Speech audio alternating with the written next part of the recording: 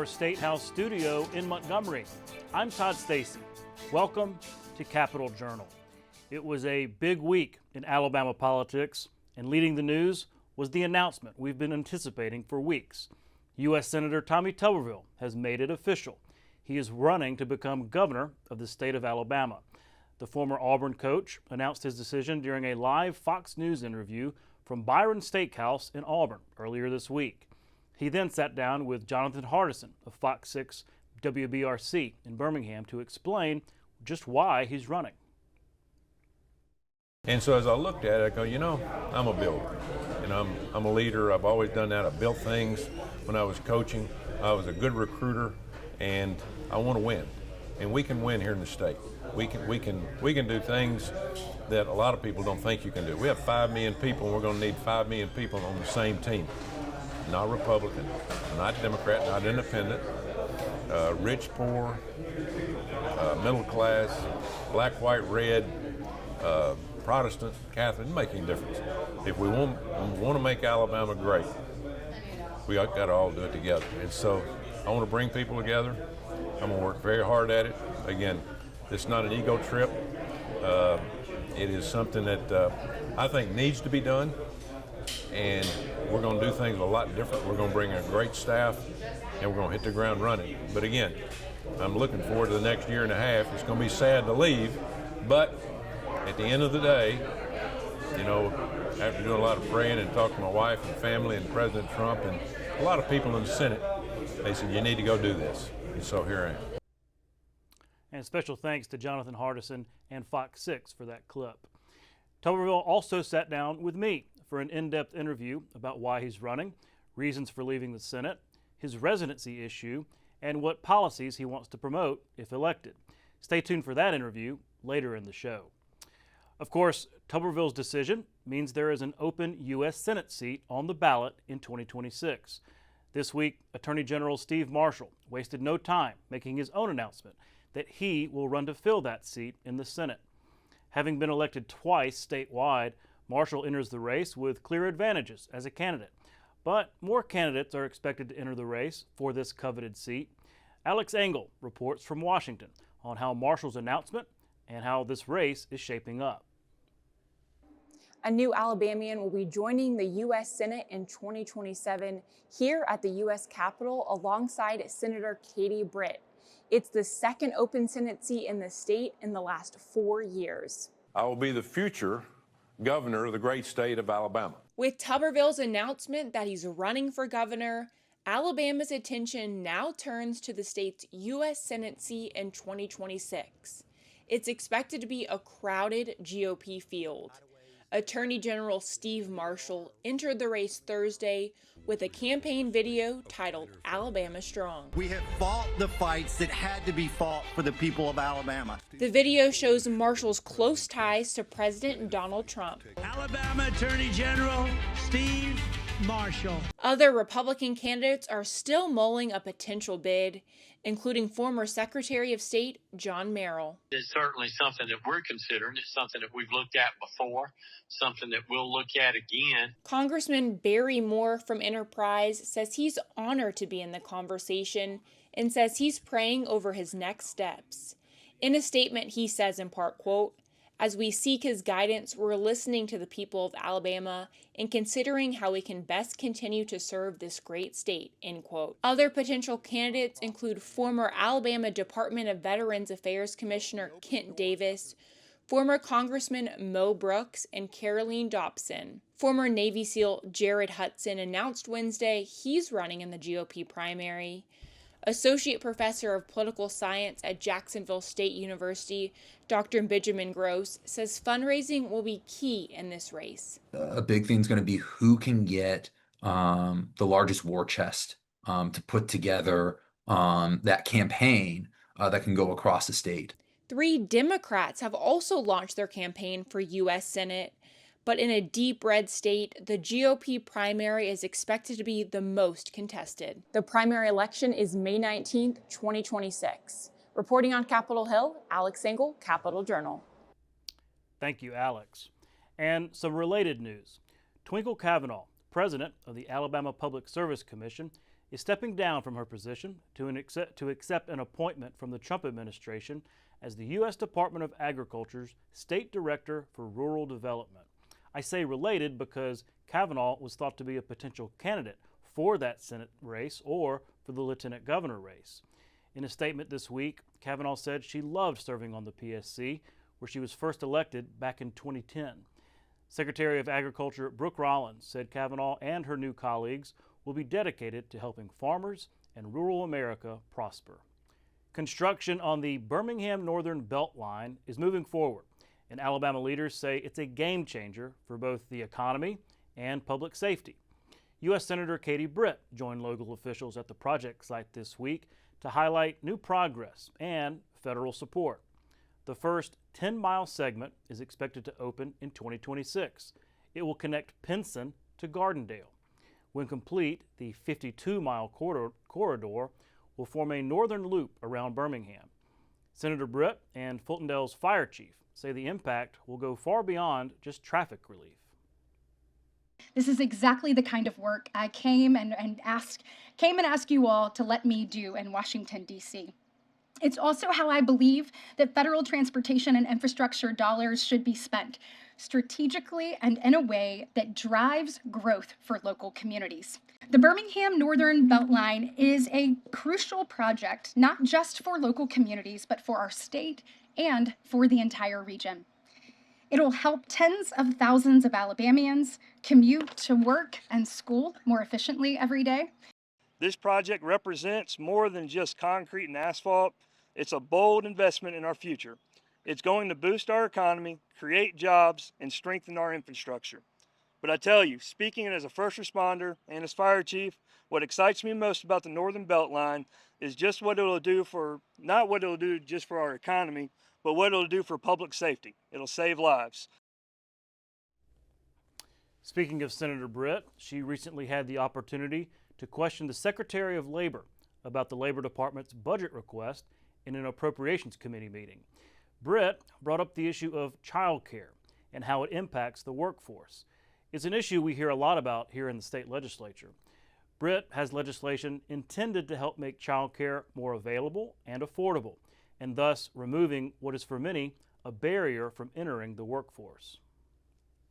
Whether I am at the top of the state or the bottom of the state, or whether I'm at my largest manufacturer or, a small business on Main Street, they say, workforce is an issue, and they continually either lose people because of reliability or affordability of childcare, or it is more challenging to recruit.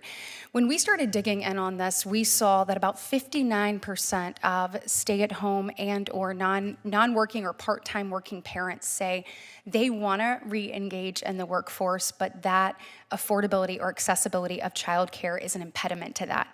Now, look, if you want and have the opportunity to stay home, I absolutely want that for you. But if you want to re-engage in the workforce and help with President Trump's vision of building back America, then I want to make sure that we remove those impediments. Some news this week on the Alabama School of Healthcare Sciences planned for Demopolis. The entity's foundation has selected Birmingham's Brassfield & Gorey as the general contractor for the project and approved a $62 million agreement for construction of the first phase of the campus. That will include an academic building, residential hall, dining facilities, an auditorium, and a recreational building. The campus will be adjacent to the school's healthcare partner, Whitfield Hospital. Foundation Board President Kirk Stevens said Brassfield & Gorey has an impeccable reputation for delivering high-quality work on time. The school is slated to open in the fall of 2027. Well, the dust is still settling on the 2025 legislative session as laws enacted start to take effect. Bills aimed to fight crime were among the highest priority for legislators, and now state agencies are charged with implementing those laws. Capitol Journal's Randy Scott takes a look at how the Bureau of Pardons and Paroles is going about implementing the measures affecting their role in law enforcement. Changes are coming to Alabama's pardons and paroles system, mainly due to rules passed during the recent regular session. Lawmakers were very involved with these proposals. We shouldn't be creating guidelines to increase our conformance rate to make sure our denials look legitimate, we should actually create guidelines that effectively assess the person that's before them. So if this is about public safety, we're releasing those that should be out and keeping those in that should be. Guidelines ought to be something that we consider. If we get to a point where we decide that something other than the guidelines, I think there ought to be an explanation given. We're not following our guidelines because, and there can be legitimate reasons. Former legislator, now director of the Bureau of Pardons and Paroles, Cam Ward, says this fits into discussions about fighting crime in Alabama. It is a hot topic because when you have a correctional system that's severely overcrowded, obviously pardon and parole comes into play because we're kind of the back end. How does that board deal with who's in and who's out of prison? So that is a very hot topic. It has been for the last few years in the legislature, but it really ramped up big time this session. Fighting crime is a top priority for lawmakers in Alabama, but they're looking at this priority from different points of view. Not just the fighting crime on the street level, but they're also looking at it from how to prevent people from becoming incarcerated over and over again. Director Ward says it takes a multi-angle approach to help address this problem. We have a bill that says we're going to start monitoring certain juveniles who are out on parole. One of the biggest data points I've seen is crime is down in every category in the state except one area, and that's juvenile gang-related violence with guns. An effort which uses different branches of law enforcement for electronic monitoring.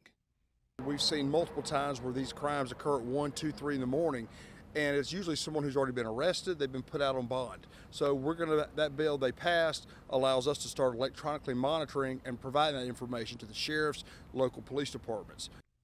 Ward says another strategy is helping former inmates find work when released.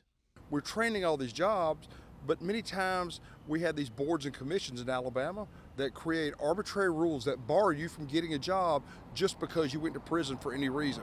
We broke down some of those barriers and said, let the employers decide who gets a job, not an arbitrary, unelected board in state government. In Montgomery, Randy Scott, Capital Journal. Thank you, Randy. There is a growing network nationally of safe haven baby boxes, the depositories that give parents in crisis a safe, anonymous way to surrender a newborn. A new one was just installed this week at a Montgomery fire station, the 17th of its kind in the state of Alabama. Capital Journal's Jeff Sanders has that story. The state's network of safe haven baby boxes continues to grow, with Montgomery now home to Alabama's 17th location. Fire Station number 10 on South Court Street is the newest site to offer parents in crisis a safe, anonymous way to surrender a newborn without fear of judgment or legal consequences. It offers a way forward when someone is overwhelmed or just doesn't know what to do.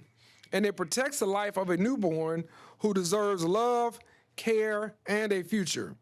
We recognize that these moments when a mother considers surrendering her child are often compounded by fear and silence.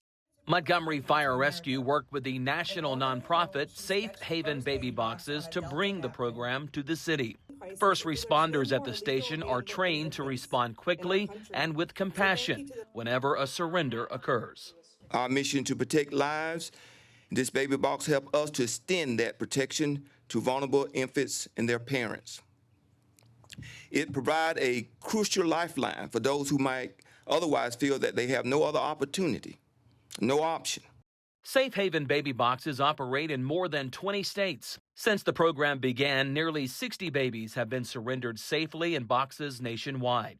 And the Safe Haven Hotline has helped coordinate over 150 handoff adoptions. This community now has a box that is open. It is open to the community here. It is open to a community elsewhere. Anybody who could cross state lines can use this box. This box remains to have and say no shame, no blame, and no names. Officials say the surrender process is secure and completely anonymous. Once a baby is placed in the box, emergency responders are alerted and arrive within minutes. But these are things that we think can truly, truly make a difference in the lives of someone. We don't know if it's today, tomorrow, next week, or next month, or even next year. but we know at some point it will make a difference for a young life. City leaders hope more communities will follow Montgomery's example, creating safe options, sparking awareness, and ultimately saving lives. Reporting in Montgomery, I'm Jeff Sanders for Capital Journal. Thank you, Jeff. When we come back, my interview with Tommy Tuberville. Stay with us. You can watch past episodes of Capital Journal online anytime at Alabama Public Television's website, aptv.org. Click on the online video tab on the main page. You can also connect with Capital Journal and link to past episodes on Capital Journal's Facebook page. From its establishment in 1969 by the Muscle Shoals Rhythm Section, also known as the Swampers, until the mid-1980s, the Muscle Shoals Sound Studios in Sheffield, Colbert County was one of the most sought-after recording studios in the nation. Muscle Shoals played a prominent role in American popular music, both as a production facility and as a stylistic embodiment of Southern regional music. The studio also held a unique place in the narrative of soul music in the early 1970s. From the Rolling Stones to Aretha Franklin, performers who recorded at the studio represent some of the most notable and popular recording artists of the time. The remarkable consistency of the music created by the Swampers is a testament to the synergy of the players and their dedication to the art of recording. The studio's legacy, which is internationally recognized, testifies to music's ability to bring people together. Muscle Shoals Sound Studio was placed on the National Register of Historic Places on June 2, 2006. Welcome back to Capital Journal. As we reported earlier, U.S. Senator Tommy Tuberville has jumped into the governor's race. He's running to be governor of Alabama in 2026. And joining me next is Senator Tuberville via Zoom. Senator, Coach, thanks for coming on the show. Thank you, Todd. Glad to be here, and just call me Coach. Remember that. Of course, of course. Well, look, you have made it official. There's been a lot of speculation for the last couple of weeks, couple of months, as to whether or not you would throw your hat in the ring and run for governor. You've made it official. You are running. So let me just ask you the most basic question, and that is, why do you want to be governor of Alabama? Well, it's kind of like being a head coach. A dozen years or so ago when I got out of coaching, that was one of the things, Todd, that I thought about really doing. And then when Governor Ivey went in, I said, I might, look into the U.S. Senate race, because at that time we had a Democrat in there, and that's a no-no for our state. And so I jumped into it, and I tell you, I've learned a lot. I've read more, Todd, in the last 6 years than I have in a lifetime. And because in this business, it's not about offense, defense, and kicking game. It's about education, healthcare, pensions, laborers, military. I mean, there's so many things you have to keep up with. And I've learned a lot, met a lot of great people in D.C., got a lot of connections. And I think that's going to help me being governor, because I know everybody all the way down from President Trump to good friends of Rubio and J.D. Vance, people in the Senate. It has been a whirlwind of relationships. But as I looked at it, and as I told President Trump, he's given more power back to the states. And by doing that, it's going to give me a better opportunity to come in, put together a coaching staff, that I call it, and put a game plan together. We have got to grow the state of Alabama. Look at Louisiana, Mississippi, Tennessee, Florida, everybody around us. They're dropping taxes and they're growing. And President Trump told me this. He says, we're going to grow the country. You got to grow your state. And that's exactly what we're going to do. What am I? I'm a recruiter, number one. And we're going to go out and recruit every day of trying to get manufacturing in. And as I've told people, there's not a week goes by I don't have people come to office from all over the world. We want to move manufacturing to Alabama. How can you help us make that happen? We're going to do it as a U.S. senator, but we're also going to do it much, much more when we become governor. Yeah, I wanted to ask you about that, because in your launch video, you talked about bringing Trump influence to Alabama. Basically, the influence Trump has had in Washington, first term and second term, and bringing some of that to Alabama, to the capital city. What struck me about that is, Alabama is a very pro-Trump state, maybe the most pro-Trump state. So what did you mean by that in terms of bringing Trump influence to a state that is already pretty pro-Trump to the capital city? You hit the nail on the head. People in the state are pro-Trump. The bureaucracy in Alabama is not. Okay, Montgomery is not quite pro-Trump. I mean, people say that they're with President Trump, but saying things and doing things are different. We have got to understand that our government's getting too big. It's not near obviously as big as the federal government, but we can cut back and we can consolidate. I've talked to governor after governor that is now in the Senate. I spent a lot of time with them that have been in the governor position in their state. And that's the one thing they tell me, says you've got to make sure you understand when you go in there that you can't stay status quo. That's probably a bad word, one of the worst words in the world, status quo, staying the same.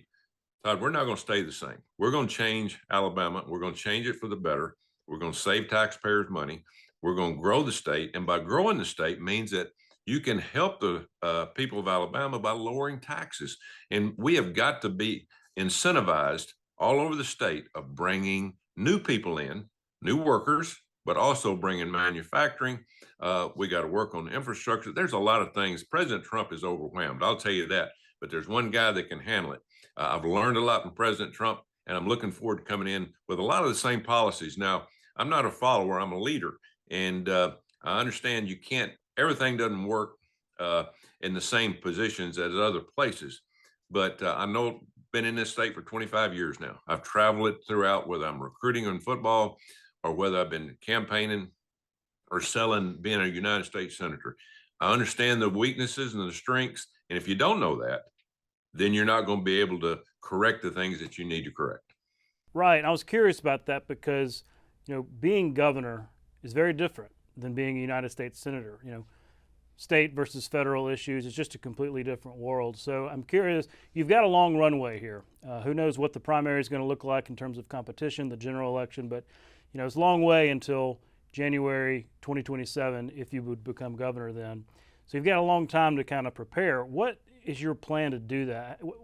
What is your plan to study up, if you will, on those state issues and things that the governor does in order to prepare for, as you say, to be the CEO, to lead the state as governor? Yeah, good question. When I was an assistant coach coming up in the ranks in college, I always would talk to people that had been in a position that I want to get to. As I said earlier, other governors from states all over the country that have been very successful. The thing that we'll do for the next 18 months, now most of the things that we're going to do is going to be working with President Trump, because we have got to get physical sobriety back into our country. We are way overspending. We got to lower taxes.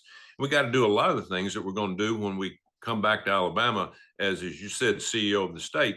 But we'll have a game plan. Number one, you start looking at people that you think can really come in and help, whether it's economically, militarily, educationally, that can be around you, that can give you different ideas, that can make the state better. We'll do that. We'll start putting together a 4-year plan of when we come into office. There's a lot of work before you get there, and you don't want to get there and just open your eyes, look around, go, okay, now what do we do? That's not going to happen. I understand being in a position of I don't like to say power, because that's not me, but a position of authority. And the buck stops with the governor, because you're the head coach. And if you're not winning, the head coach should get the blame. Now, I'm all for spreading around. I'm a CEO, okay? I'm not going to go in there and micromanage everything in the state. I'm going to give out authority to people that can do certain things, but we're going to drop regulations. We're going to give people better opportunities to build, to grow. We're going to stop crime, and we're going to have some sit downs with some people in the state about making sure that we put our finger on why we're having more crime in our state than some other states are. I've been really on top of the FBI all over the state, Cash Patel and our friends, about, hey, while you're working around, let's get Alabama's FBI agency up and running and 100% behind the people of Alabama. And we've done that. And we're going to continue to do that. So there's a lot of things you have to do. I'm excited about it. It's like putting together a football team and trying to win a national championship. what better than a coach that's worked very hard over his life of putting things together. It's going to be fun to do, but it's going to take all of us, 5 million people and growing from the state of Alabama, not Republican, not Democrat, but people from Alabama that want a better life. Well, I was curious though, you are leaving the U.S. Senate, and a lot of people consider that to be, the coup de grace, one of the best political jobs in the country. You don't see people giving up Senate seats very often. So I was wondering, was there anything about the U.S. Senate, about your service there, that just didn't jive with you, that you found through the last 4 years that, well, this really isn't my cup of tea, I want to move on? Was there anything in particular that made you decide you didn't want to be in the Senate anymore? I'll tell you, the first 4 years were tough. We saw the corrupt Biden administration absolutely try to tear our country apart. Open borders, more crime, just spend money that we didn't have. Just an example, the Energy Department has a budget around $50 billion a year. Well, the last 76 days after President Trump won the election to inauguration, they flushed out $94 billion just giveaways to loans to companies that some of them don't even exist. What'd they do? They stole us blind.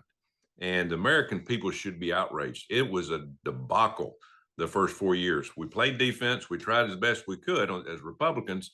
Now the ball's in our court. Now President Trump has got he inherited an 0-14 team when it comes to winning in the last 4 years. We hadn't won anything. And so he's trying to get us back on the winning track. And by doing that, it's going to help all states. We'll be helping Alabama, but I've enjoyed it. But you're a team player as a United States Senator. You don't oversee anything. You're a team player. You work with other people, and I am a team player. When I'm governor, I'm the head coach, so to speak. Now, ego is not my terminology. I want everybody to win. And to do that, you got to give out, as I said earlier, you got to give out authority to other people and let them do their jobs. And if they can't do it, they won't be there. I mean, the same thing you do in coaching.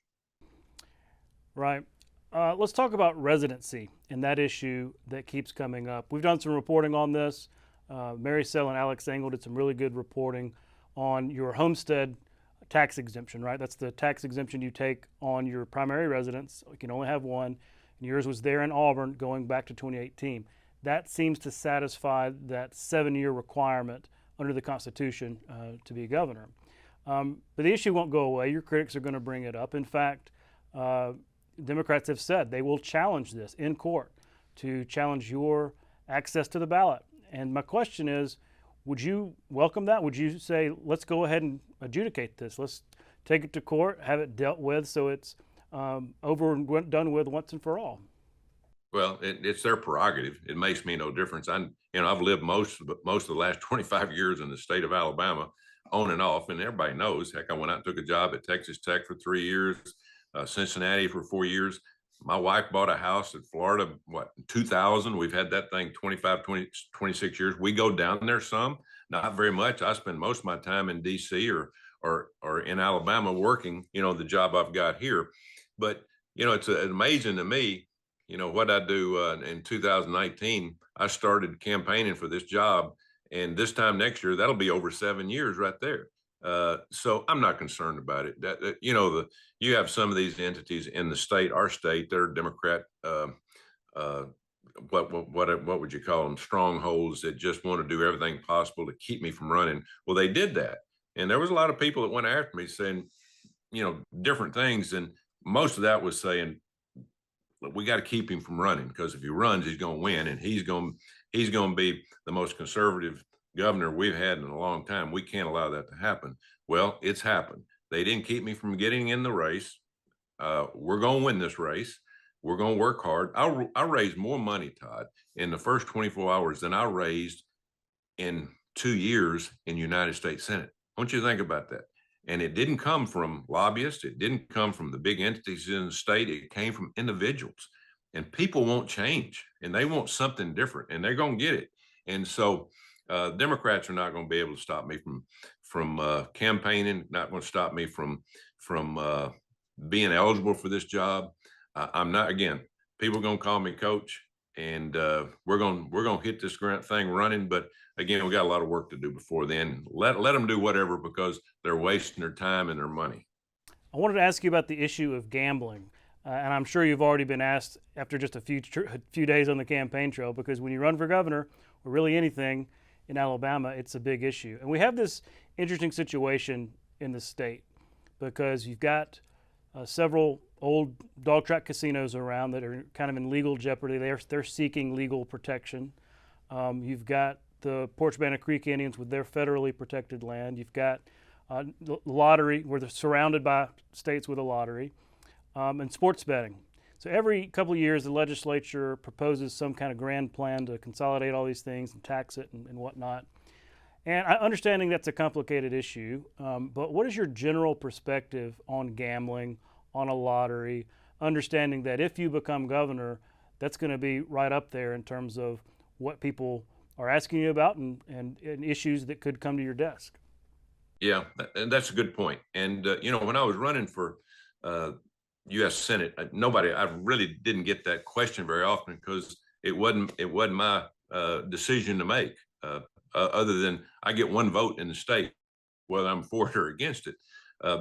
I grew up in a business of coaching where I wanted nothing to do with marijuana. Now I know that marijuana is probably helps a lot of people medically, and it's been passed in the state. I'm good with that. But again, the governor shouldn't have anything to say with that. Same thing with gambling.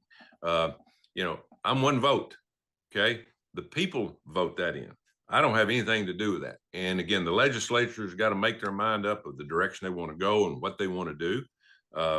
I would sit down after it's voted on in terms in the Senate and the House, and then I'd have an option to veto it or not veto it. But again, we're here for the people, and then it'd have to go for a vote, referendum. And so there's a lot of steps to that. I'm not a gambler. Okay. I gambled every Saturday for 35 years on the job that I had, trying to win and trying to keep them losing. So again, that'll be up for debate with the legislature and see what they can do. Same thing with the marijuana situation. But I will tell you this, there's a lot of competition out there. Everybody's fighting for that tax dollar. But the main thing that we have to do is don't worry about the marijuana or the gambling or things some people are against. We have to get manufacturing and people jobs and better jobs in their state. That will make us a better state overall, is getting people better jobs, having families, and educating kids, which I think we can do a much better job at. That'll be some of my priorities. Well, with your departure from the Senate, it opens up a big Senate seat for this same election in 2026. We've already had the Attorney General, Steve Marshall, hop in the race. He's announced he's running. I'm sure we're going to see a lot more names for that open Senate seat. It's a coveted position. What's your advice for some of them running? You ran before, back in 2020. It was a pretty competitive primary. What will be your advice for the candidates seeking that office? Well, just understand what you're getting into. And I think you really don't understand till you get there, because again, you're a team player. You don't build anything. You don't put anything together. You just help on other things and try to work for your state from behind the scenes with your fellow senator, Katie Britt. There's a lot of good people going to run for it. President Trump asked me what I thought, and I told him I'm not going to get involved, but I will vote for somebody. I get one vote in this state, and I will vote for somebody that's going to support President Trump. That's what I'll tell you right now. I don't know who's going to run. There'll probably be a half a dozen people at the end of the day, and I'm proud for that. I think it's good. We have a lot of competition and people get out there, but I'm going to do what everybody else is going to do. I'm going to listen to what they say, and then once they get in, I'm going to hold them to what they've said. Are they going to stand up for conservative values? And that's what we need in this state. Right. Well, Senator, thanks so much for your time. Good luck on the campaign trail, and thanks again for coming on Capitol Journal. All right, Todd. Thank you very much. We'll be right back. Alabama Public Television is your place for quality educational services. Free professional development for educators and child care providers. Access to free curriculum-aligned videos, lesson plans, and instructional resources with PBS Learning Media. And and all the PBS Kids programs parents know and trust. Learn something new every day with Alabama Public Television.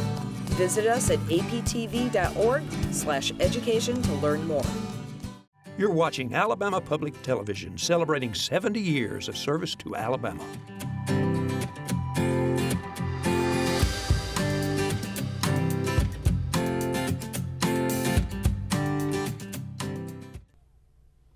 Welcome back to Capitol Journal. Joining me next is Alabama's leading political columnist, Steve Flowers. Steve, welcome to the show. Thank you, Todd. Good to be with you. Welcome back, I should say. We get a lot of good feedback from viewers whenever you're on for your political commentary, and man, it is political season. We are right in the heat of all these announcements and everything. Just spoke with Senator Tuberville, coach, he insists on being called, running for governor. I wanted to get your takeaways from that, this big announcement. Everybody's been waiting on it, but now it's official. You know, those of us who follow Alabama politics have been anticipating this year for 5 or 6 years, and we had assumed it was going to be a great governor's race, with Cade not being run again after a decade as the governor. And we'd all circle this year as being a great old-timey political year. Open seat, yeah. Open seat all over, Todd, Right. not just governor, but lieutenant governor, attorney general. All those offices are open because everybody's term limited. But this thing with Tuberville, he started telling folks in December he was looking at it, and I would ask people up there who were close to him over the time, I say, they'd say all along he's running for governor. And so people didn't believe it, but he showed them, and he came out well. Have you seen his ad? He's got a good ad out. He was ready to go. And I think he's cleared the field. It's hard to say that a year out because we're a year away from the Republican primary, which is tantamount to election in Alabama. I was going to ask you that. Does he clear the field? Because obviously Lieutenant Governor Ainsworth already got out like a week in advance, basically. You may have some candidates here and there run, but you think anybody serious with real money, real constituency would challenge Tuberville? I do not. I think he's got a cakewalk. I don't anticipate anybody serious. I think he will get token opposition. Somebody who wants to run for governor and get their name known. And that was the way it used to be done in the old days when you couldn't succeed yourself. People would run for once to run for the next 4 years. But nowadays, with medium being what it is, folks run to get elected. They don't run to get acquainted. I don't foresee a formidable opponent. I think he gets a free ride, not a free ride, because he's going to work hard, I think. But I think the vacuum will be in the Senate race where he left. I think that's where everybody gravitate to. I said over the course of the last 3 or 4 years when I would speak to civic clubs around the state, that Alabamians love the governor's race, and they would ask me repeatedly at Rotary clubs and anywhere around the state where I'd speak. The first question they'd ask me, Flowers, who's running for governor in 2026? And of course, I'd say the obvious ones. Will Ainsworth's been running for 6 years, and he'll be in the race. And Steve Marshall's got to go somewhere else. And Rick Pate may have to run for governor because he ain't got anywhere else to go. And so, I said, but I've always said this. And I said, let me give you a caveat to that, though. This looks like a year when someone like a Fob James could come in, an unknown person who's made $1 billion in business and rather run for governor than play golf. If that was Fob's scenario, he was 55 years old, or 50 probably, and he beat the 3 Bs in 1978. So I always look for someone like that. But I think that person, if they're out there, and I don't have anybody in mind, I don't know if that person exists, but there's a void for that. But I think that void has shifted to the Senate race. Yeah, and I'll get to that in a minute. I really want to talk about Senate. But it's interesting you say that because, Mike Durant, last time around with the Senate race, he came in with a lot of money and everything, and almost pulled it off. But I don't see anybody. What Ainsworth backing out was an indication that, he had the best chance of anybody. And so for him to make that decision, I think says a lot. And it's interesting, too, because you just don't see a lot of senators turn around and run for governor. The last time we had somebody from Congress become governor was Bob Riley. Full disclosure, I used to work for him, and that's an interesting comparison because, he was an outsider, as Tuberville will be if he becomes governor, kind of kept his own counsel, wasn't really in the Montgomery crowd. I see a lot of sort of similarities there. Well, you hit on a good point, and I go back to what I said, a preface what I said a while ago, is Alabamians somehow dwell on the governor's race. And I said this in a column, and I said it to Coach Tuberville himself. I said, Coach, most people don't leave the U.S. Senate to be governor. That's like going backwards. In most states, the governor's a stepping stone to the U.S. Senate.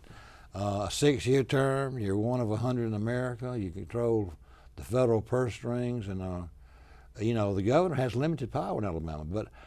But I think he's thought it through, and I think that was a surprise, because when I would say in recent months, I'd say, well, I think Coach Tuberville's looking at the governor's race, and the first question they would say, I like him, I wish he'd stay where he is. But you probably heard the same thing, didn't you?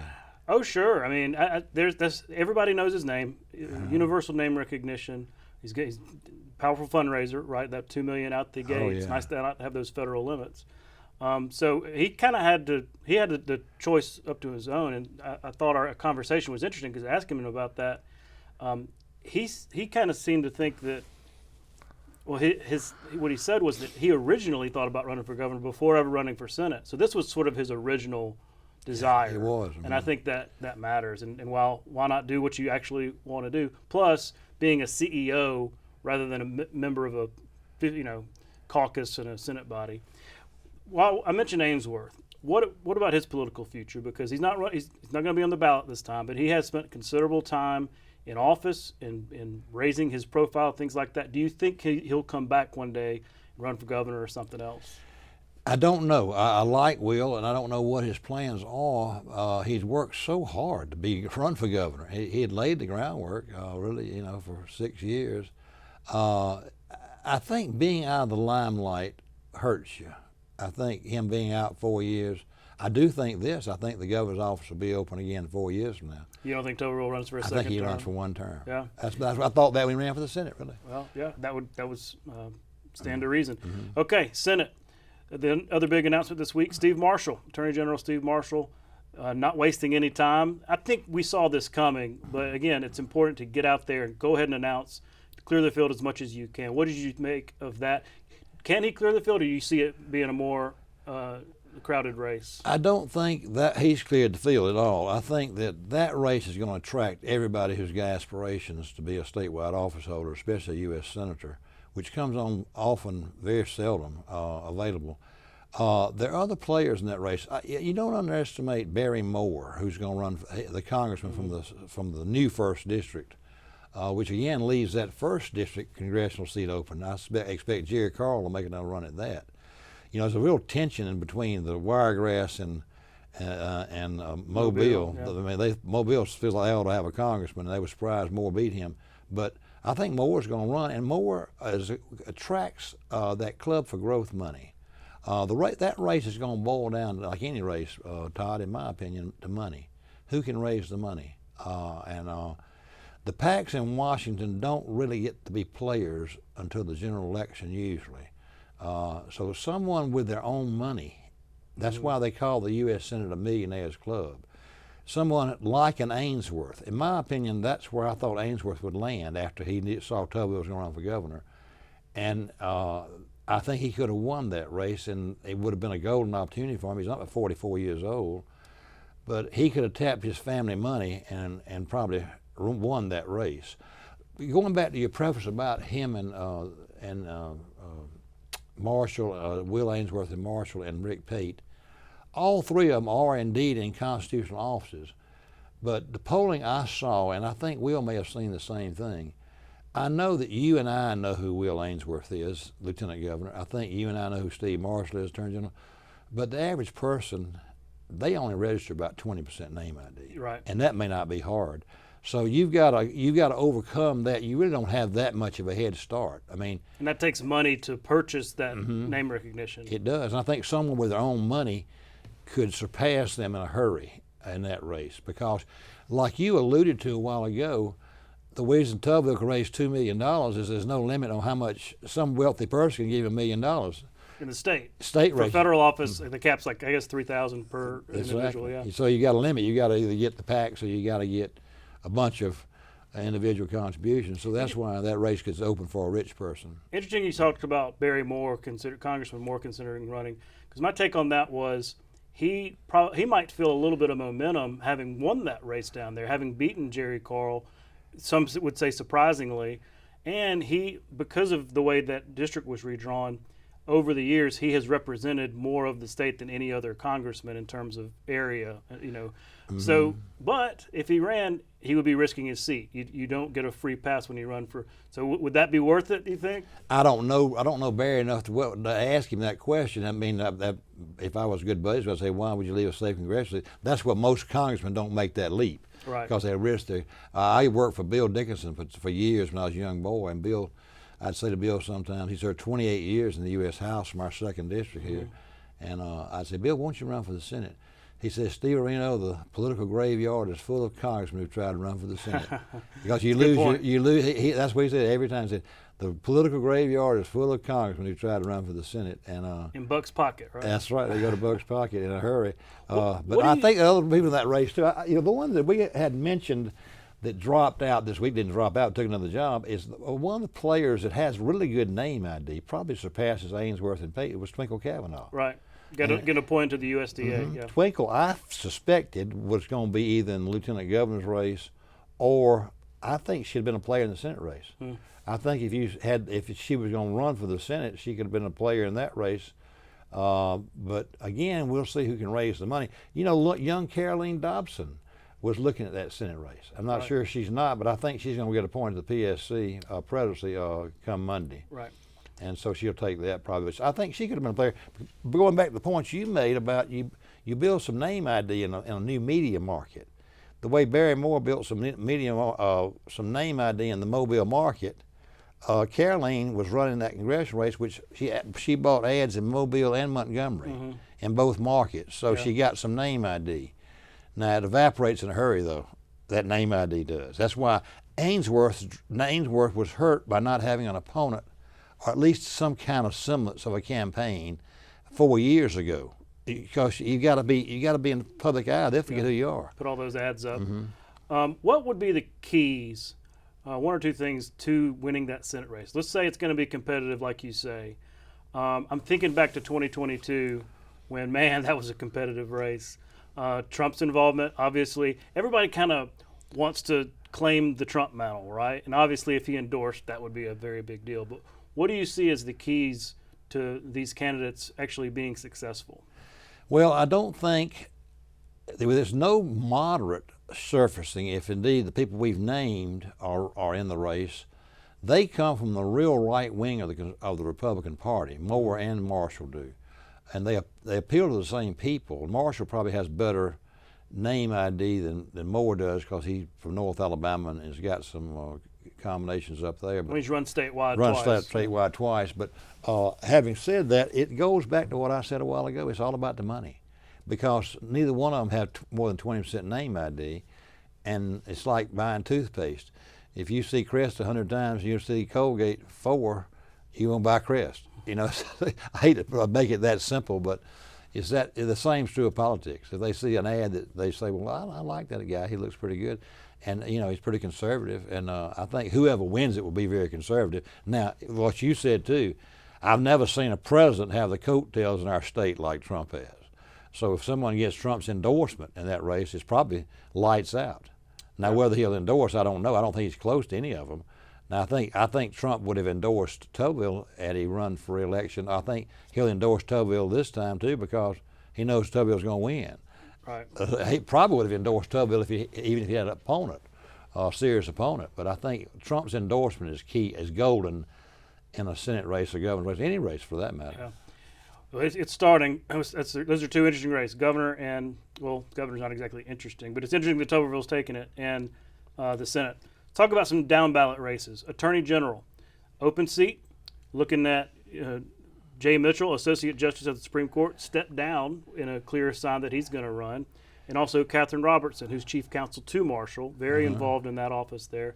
Those are the two I know that are running. There's a probate judge from Blount. She's a DA. A DA in Blount County looking to run. What do you see in this race? Is it going to be pretty competitive, you think? It's too early to tell. Again, going back to what I told Coach Tuberville, I know why he did run for governor. I can understand now, and I think he'll do a good job as governor.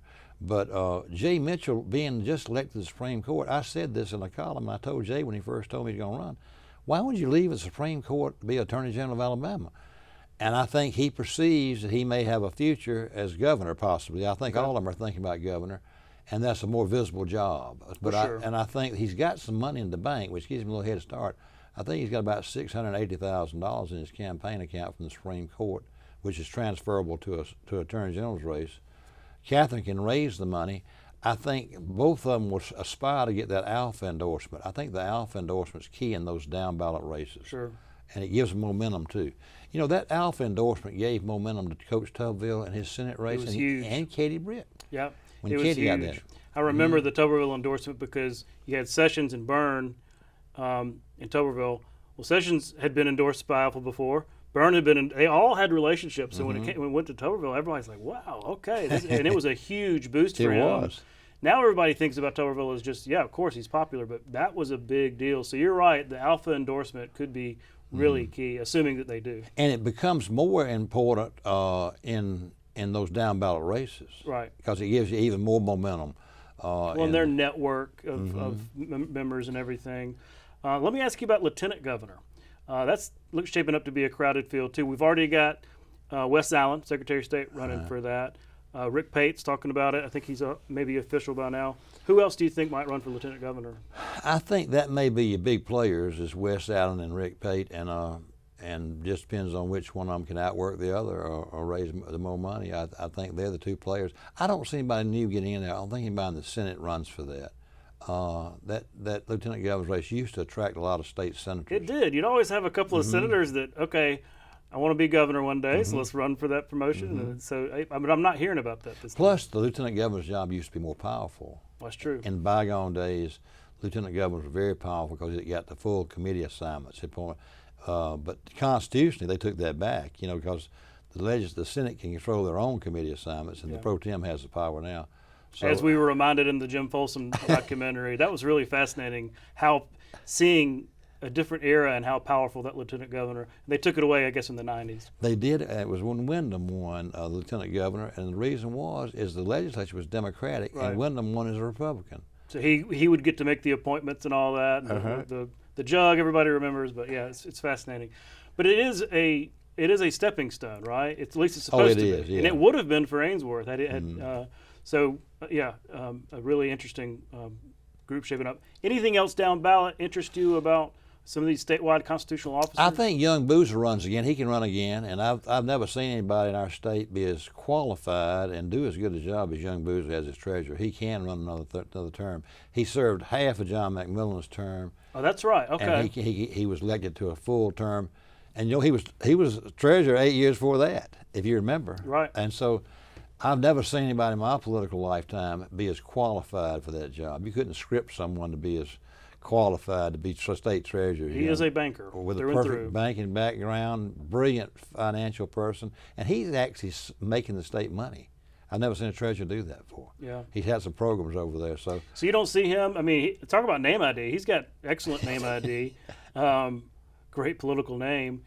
You don't see him running for anything else? I mean, lieutenant governor or secretary of state? I've posed that to him before. He doesn't seem to be interested in it. I think he likes being treasurer, and Young's like me. He's not getting any younger. I call him youngster, but he's not getting any younger. Young's went to Stanford to college. I don't know if you realize he's a Stanford and brilliant person out of Tuscaloosa High School, and then had an economics degree from Wharton, a master's and doctorate in economics from Wharton. But he's actually Young Boozer the Third. He has a son named Young Boozer the Fourth, and if he always kids me, he says, if he has a son, he'll be Young Boozer the Fifth. There you go. Well, look, we're watching all these political announcements come out. It's almost a daily occurrence. So I really appreciate you kind of bringing us up to date, offering some analysis. It's going to be a wild year, and it's not even 2026 yet. No, and we'll have a lot news in the Senate race. Maybe we can do this again in about a month. We'll know who the real field is at that time. Because there are other people in that race coming out of Washington that work for Tuberville. Morgan Murphy is going to run. Oh, that's right. And there's a couple others that if sometimes, and this happened with the Shamari Figures thing. Shamari Figures came out of Washington. He was able to raise a lot of Washington money, which helped him immensely in that congressional race. Sometimes those guys go to Washington, maybe a route to the Congress and Senate in the future because I think all politics is becoming more nationalized anyway. And so they get up there and they get around the circle of all that federal campaign money, and they can bring it home with them. So, I mean, you don't know, somebody may be working for Tuberville up there in Washington that may say, well, I know the lobbyists up here too. Mm-hmm. I'm also interested to see, if Tuberville becomes governor, who from his staff comes down. How do they fill out between Washington and Montgomery? That's as a former staffer myself, that's always fascinating what happens. Well, look, Steve, we're out of time. Thanks again, and yes, we'll have you back soon. Thank you so much. We'll be right back. You can watch past episodes of Capitol Journal online anytime at Alabama Public Television's website, aptv.org. Click on the Online Video tab on the main page. You can also connect with Capitol Journal and link to past episodes on Capitol Journal's Facebook page. Alabama native Mary Anderson is credited with inventing the first operational windshield wiper. In her November 10, 1903 patent, she called her invention a window cleaning device for electric cars and other vehicles. Although her version of the device was never put into production, it closely resembles the windshield wiper found on many early car models.